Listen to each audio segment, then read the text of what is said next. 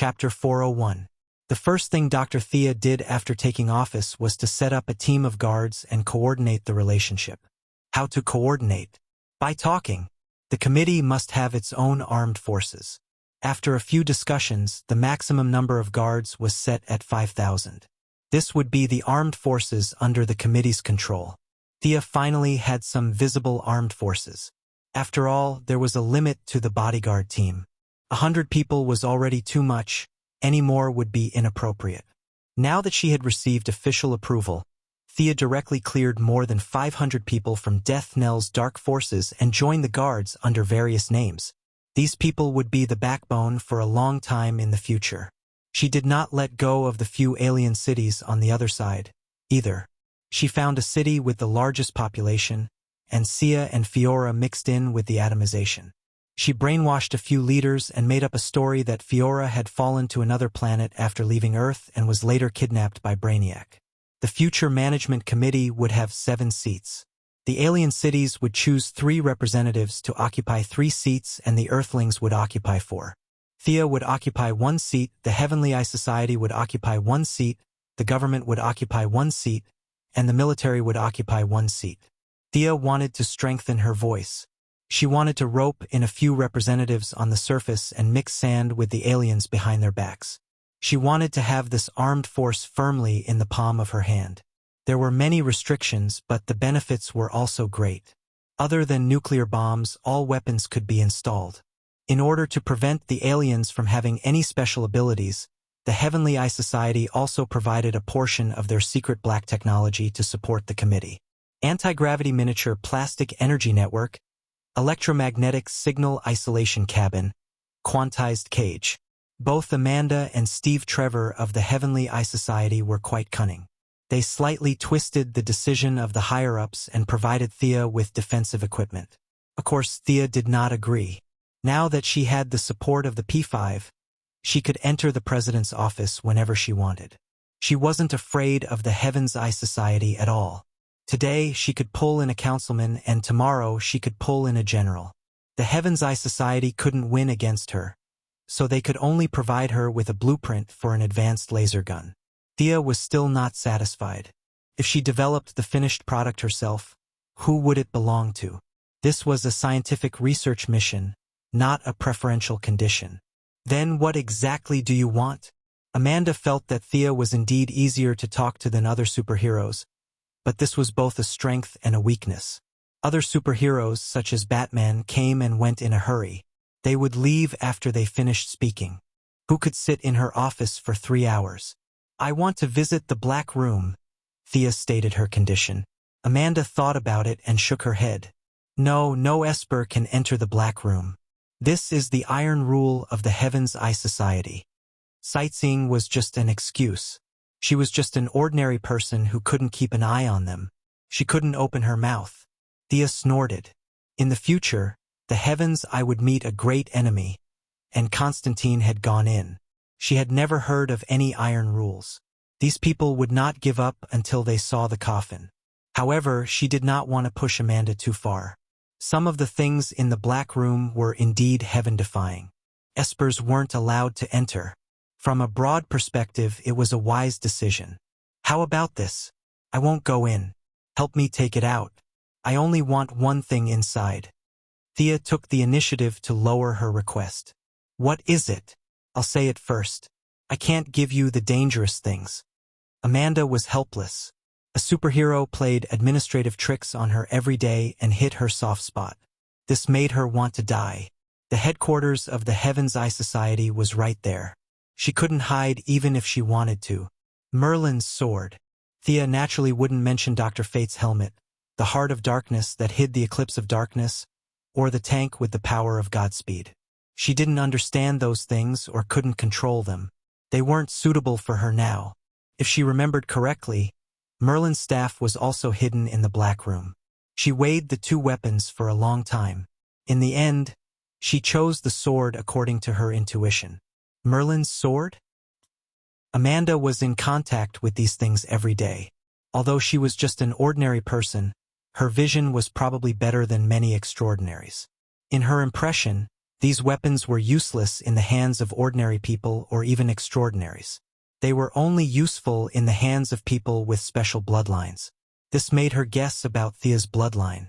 Thinking that the sword was indeed useless, Amanda finally nodded and said softly, "This time, it's not the Heaven's Eye Society that's helping you. Remember, it's me." Thea smiled but didn't say anything. It wasn't difficult to return the favor. Amanda's ability to seek death was second only to Louise Lane. Superman wouldn't come to save her. When the time came, she could just help her. After waiting for half an hour, Amanda handed a long box to Thea. The call from the bloodline couldn't be faked. Thea didn't open the box on the spot and chose to leave alone, which made Amanda a little disappointed. When she returned to her residence, she opened the simple box. Just by looking at the surface of the box and the gorgeous decorations with a hint of antiquity, she knew it was worth a lot. She opened the lid and saw an almost transparent sword lying in the box. Thea grabbed the hilt and took the sword out. Her wrist shook lightly and made 2 strokes with the sword. Light and flowing, the toughness and hardness were just right. Thea sighed. Good sword. Thea had seen a few swords. Whether it was Diana's Vulcan sword or her own Godslayer, magic swords were all high-quality divine weapons and magic weapons. This Merlin's sword was slightly inferior to the previous swords in terms of material, but the touch of the bloodline made this sword in Thea's hands several times more powerful. It was a traditional English longsword, 90 centimeters long, with a cross-shaped handle and no extra decorations. As it danced, the transparent blade emitted a faint blue light. This was a natural reaction after it merged with the magic in the air. Thea injected her own magic into the sword. The originally faint blue light instantly turned dark blue, and the blade produced an invisible vibration. If one listened carefully, they could even hear a very faint chi-chi sound. With a light flip of the wrist holding the sword, she slashed it from the bottom to the top. A deep blue light flashed, and the metal frame 10 meters away was directly cut in half. Thea looked at the cut. It was clean and smooth. It didn't look like it was cut by a sword. Instead, it looked like it was cut by water, wire, or other modern machinery. She aligned the 2 ends and carefully observed it under the sunlight. The cut area was very small, and the sword light was as thin as a piece of paper.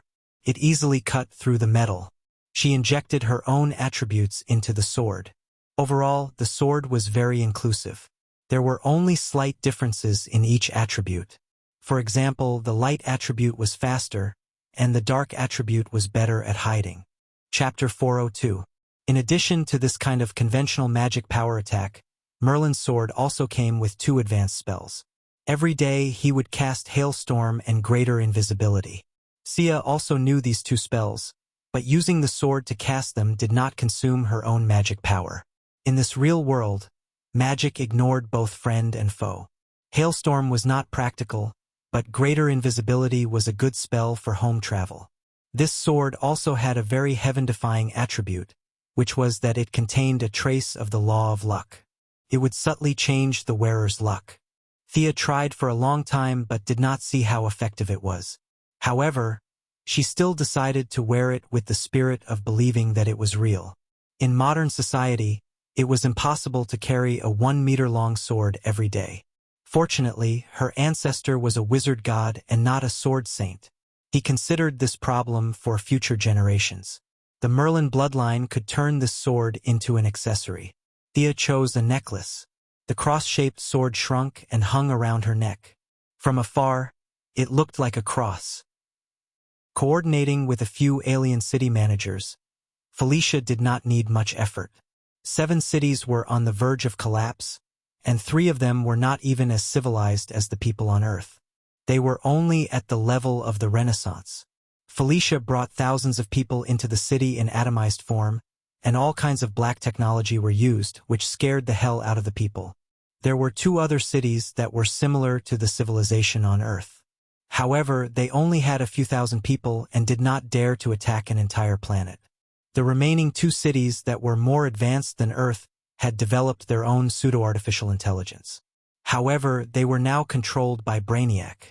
Before Thea and the others entered the city, they had just cut the artificial intelligence into pieces. Now, they trembled when they saw a tablet and had high blood pressure when they saw a laptop. Thea unexpectedly gained a lot of fear energy from them. It was obvious that these people were frightened by Old Boo. It was very easy for Fiora to blend in. She just had to rewrite the memories of a few people. They all agreed that Fiora, who had wandered to their planet, led them to destroy the artificial intelligence. They all elected Fiora as their representative and successfully helped Thea to get a seat in the committee. One of the government seats was confirmed to be held by Senator Joan Finch of Kentucky. This middle-aged woman was Moira's political ally, the rotating chairman of the Anti-Superman Committee. Generally speaking, she was quite friendly with Thea. The military representative was Thea's old acquaintance, General Ryan. Of the 3 alien seats, Thea had 1, the government had 1, the military had 1, and the Heaven's Eye Society had yet to be decided. It wasn't until 2 weeks later that Amanda's appointment was suppressed and Steve Trevor was appointed instead, perhaps due to consideration of the balance between the various parties. The government was mainly in charge of funding, the Heaven's Eye Society was in charge of high-tech weapons, the military was in charge of conventional weapons, and Thea was in charge of personnel. She did not stand on ceremony and directly promoted her bodyguard, John Diggle, to the position of military supervisor. Laura Michaels definitely hoped that her husband would be promoted. What kind of future did he have as a bodyguard? Even though she was Amanda's hardcore supporter, this didn't stop her from using her connections in the Heavenly Eye Society to convince Steve Trevor and obtain the approval of the Heavenly Eye Society. The military considered that Diggle was from the Kandahar Special Forces, and the government considered the black man's skin color. Many parties were very satisfied with this choice. The black man was like a slacker in the original Spacetime Green Arrow team. In fact, his military qualities were good and he was a standard soldier. Being a superhero couldn't bring out his strengths. Now that he was in high spirits, he led by example and trained the 2,000 soldiers recruited in advance in an orderly manner. It would take time to twist this force into a rope. However, Thea herself and the people she had promoted were in the open. In the dark, there were mercenaries controlled by Fiora and Death Knell. They could control this committee and even go one step further and develop it into a World Security Council like Marvel. As the future situation became more and more difficult, this wouldn't be difficult. Thea, who thought that she would spend the weekend in the district, received a phone call and rushed back to Star City by plane. She was back for the wedding. It was funny to say that it wasn't a young person's wedding. It was the wedding of Felicity's mother and Laurel's father. Thea wasn't too surprised when she heard the news at first, because she remembered that the two of them were a little interesting in the show, but it didn't develop into anything else.